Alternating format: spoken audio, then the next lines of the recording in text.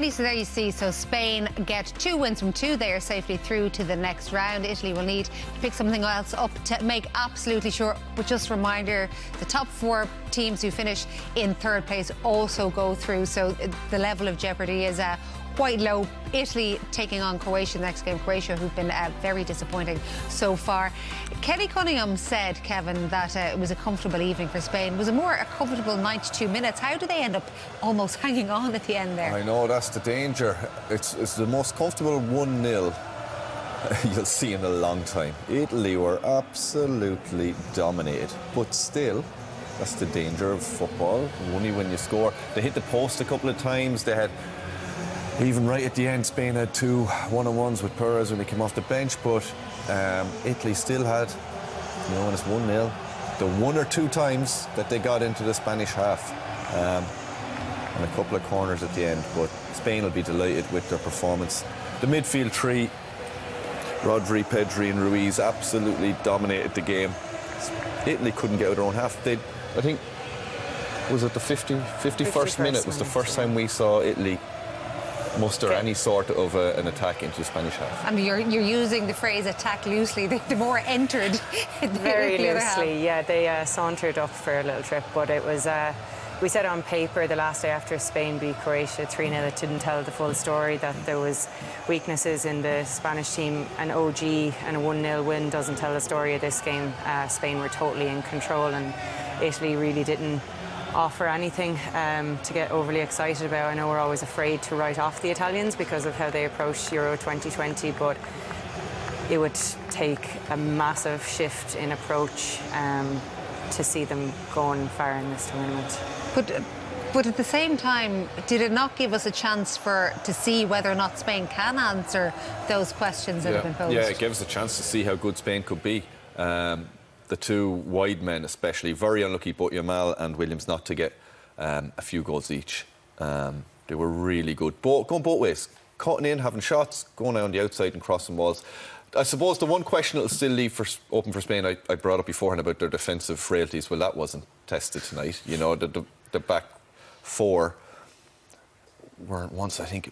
I'm trying to think of a situation where they were even up against 1-on-1 or in a situation with ball over the top or something. Scamacca did nothing as a number 9 to hold up the ball or put them under any sort of pressure or running behind or whatever it might be. So the back 4 wasn't tested. You know, there will be as the tournament goes on. But tonight, it was all about them in possession, dominating the game, keeping Italy pinned back for 90 minutes, basically, until Spain. Spain could make, I think they made all their substitutions. And they still dominated the game. Italy got up for the couple of corners at the end, and that was the sum of their 90 minutes. 20 attempts for Spain, 4 for Italy. I wonder, would we all classify them all as attempts? Still, though, despite everything you've said, only actually hit the back of the net once, and it wasn't even them. Yeah, and I suppose Spain being Spain, they'll have wanted more goals and they won't be overly happy with 1-0. But I think performance-wise, they can definitely be happy. Particularly, you're talking about Williams and Yamal. It's another game at this level against a good opposition. You know, they were resolute, Italy, for a very long time. I think they defended quite well at times, but it was relentless pressure. So something had to give in the end, and Spain just had the quality. And I think if the own goal hadn't gone in, they would have found a way to unpick them. Resolute Italy, were they not very poor? Were you disappointed in that performance? I saw them against Albania, and they were good for about 20 minutes against Albania. They got their 2 goals, and then I thought they just took their foot off the pedal. And maybe they just actually weren't very good for the second half against Albania. It was a really poor 45 minutes of football in that, but we put it down to Italy just being 2-1 up and doing what Italy do and just seeing the game out. But seeing that basically 90-minute performance from them, it was very much like the second half against Albania, where they didn't show anything of any great substance going forward. Like, a goal tonight would have been an absolute robbery from them, and it would have been from a set piece. It wouldn't have been from breaking down a Spanish team or from any real good general passage of football. You know, a realistic scoreline tonight was probably 3 or 4-0 minimum for Spain. As I said, the 2 wingers were very unlucky not to probably get a couple of goals each. Morata was unlucky not to score.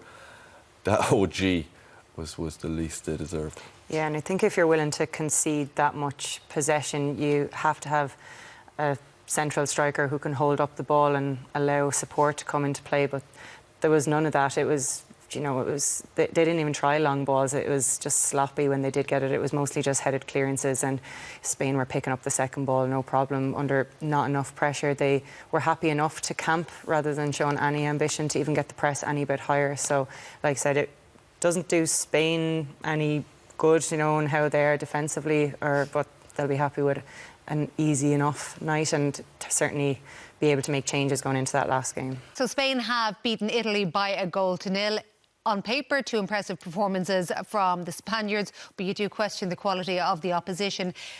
They created all of these chances, and yet it was an Italian who found the back of the net for them. I know, and I had bigged him up before the game, so that was always bound to happen, wasn't it? So a ball drops to Rodri there, and again, the pressure on the second ball isn't really good enough. They're happy enough to have men behind the ball, but Williams, you know, he was turning people in and out all night. I think Di Lorenzo will be having nightmares after that, but it was a good whipped ball. There was enough pace on it. I think Donnarumma will be a little bit unhappy with the connection he got, and it just falls unfortunate for Di Fiorente. I mean, you can't do much about it. His momentum is going that way, and it's just one of those ones where you want the ground to swallow you up. But is it the couple of touches along the way and the grass? I mean, it's looked everything. The pitch You're looked off slippy. balance. I think he probably expects the keeper to get more of a connection on it, and he's probably just making his way back to the goal line, expecting a second phase of play. It was just one of those ones. But Spain earned that goal, to be honest. The pressure they had put them under was relentless, and Williams was key to a lot of that. How did they not score more than one? I know. They had a lot of shots. In fairness to Italy, they got a lot of people behind the ball, and it made Spain have a lot of shots from outside the box. But the 2 wingers were the difference on the night. They were unstoppable, especially Williams. Said both ways, could have scored as well. Very unlucky with a couple of his strikes, but it's just good to see him. I think I said this beforehand, going for that goal, going the outside. You know, it's easy to cut inside and have a shot or cross. To go the outside takes a bit more. Use his left foot, and when you do that, a low hard ball across the box, when you have numbers in there, as we can see, a couple of touches, anything can happen. Let's have a look at the main chances that they did create in that second half, because it was almost like they picked up from the first half. Yeah, we're probably not going to have them all in here because we don't have time to show them, but as again, most things came from the left-hand side. That was Pedri. He'd be disappointed probably not to finish that, but he was excellent as well. The midfield three was Morata, a decent strike, but the midfield three of Spain, Joanne, just dominated the show. Jorginho and Barella. And you teed them up beforehand as well. Yeah, these were the best. They are the best in the business, in the competition. Jorginho and Barella didn't get near them for the night. They had a really hard time. Here's Williams again. This time he cuts inside. Oh, listen, great effort. Unlucky. A lot of stuff went down the left-hand side. Perez came on again. Spain were able to change, rest their players, which is a brilliant this stage of the tournament. Give those young players, Yamal and Williams, a break. When they're that young, you can't play every minute of every game. They're winning the game. It's comfortable. They can get other players on off the bench, keep the squad happy, get everyone some minutes in the competition, and be fresh for the third game. Yeah, if you want something really scary, Nico Williams is 21 and he's 5 years older than Lamine Yamal, his teammate, who is playing this evening. Italy's approach to this game, you were pointing out, you'll regularly see shots of teams and how they're set up when they have all of their players back in their own box. But it's the difference with what they do from that point on. There's probably no team in the tournament, bar Portugal, when Ronaldo usually hangs around up front without getting back too quickly. Nearly every team will get everyone behind the ball at a lot of stages of the game. It's a modern way of playing. You get everyone back and then you break quickly, and how many numbers you get forward, how positive you do that, and how willing people are to do that. And if you're able to keep the ball and you have the players that are able to get the ball up the pitch.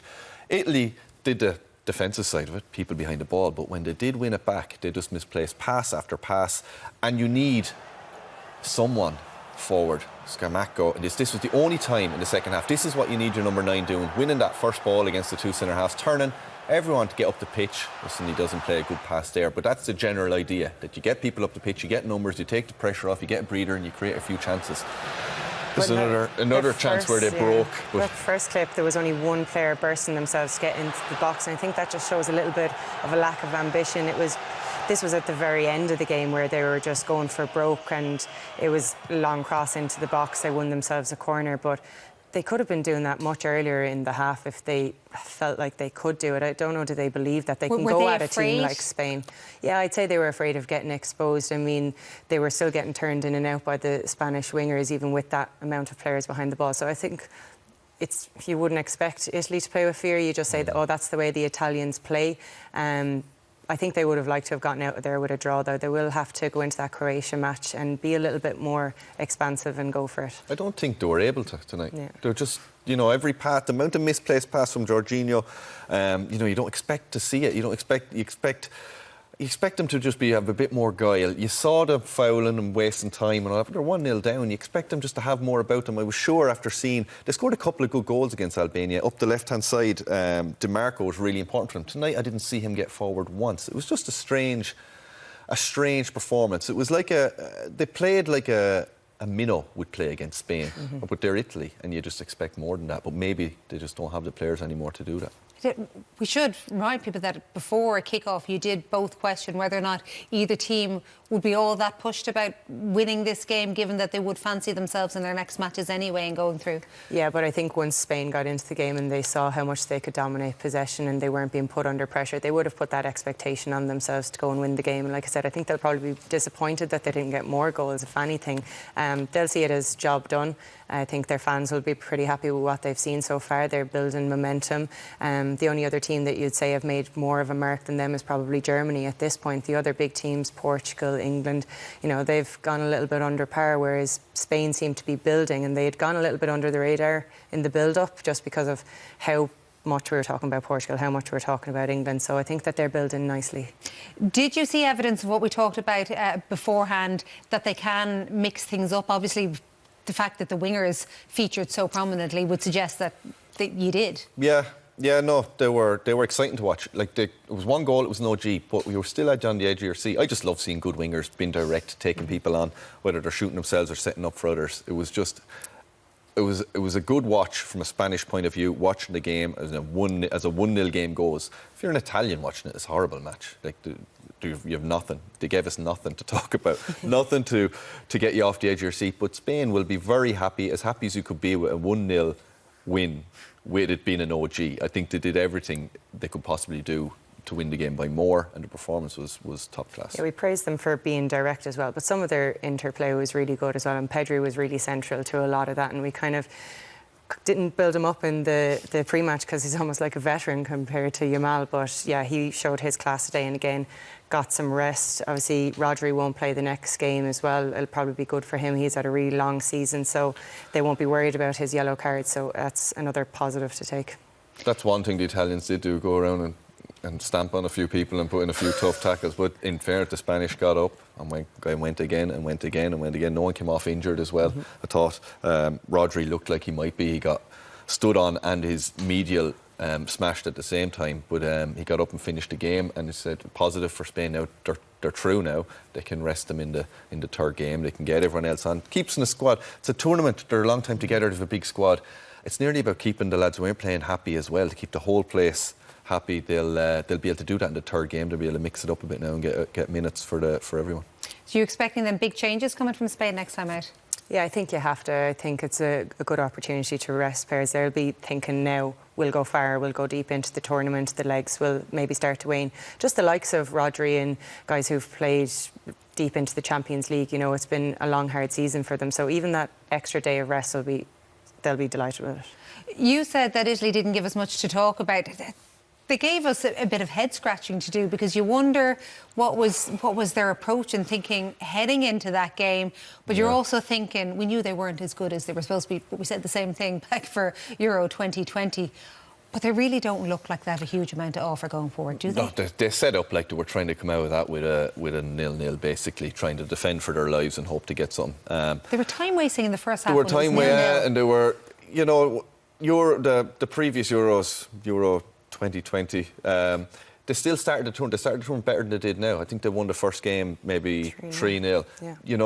And the second game. But then as they got latter stages, it was 1-0 wins and just get through the games. This team aren't the same players as they were then. They're just a different squad, and they don't look like they have that in them, and certainly not from what we saw tonight. We saw Croatia have their draw yesterday, and the scenes afterwards was utter devastation from the Croatian players, and we were beginning to question what that might mean in the days ahead for the next game. You wonder now, if they'd been watching that performance from Italy tonight, do you think there might be a change in outlook for them? Yeah, of course, it gives them hope for the final game, which is what they needed.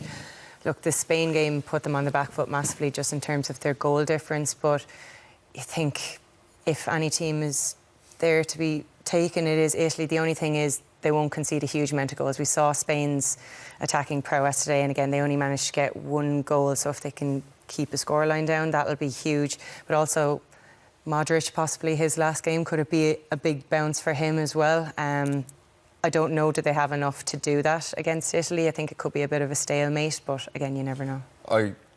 As funny as it sounds, Croatia got beat 3-0 by Spain, but they were way better than Italy were tonight in that game. They should have, as we spoke about beforehand, Croatia should have scored a few goals against Spain. I think it'll be a really good game actually against Italy, but I think Croatia might have a bit more than the Italians. Yeah, but they are ageing, and you wonder what those 2 games, I don't think they expected Albania to have taken as much out of them. So, yeah, we'll see how that goes. Yeah, Albania are still in this as well.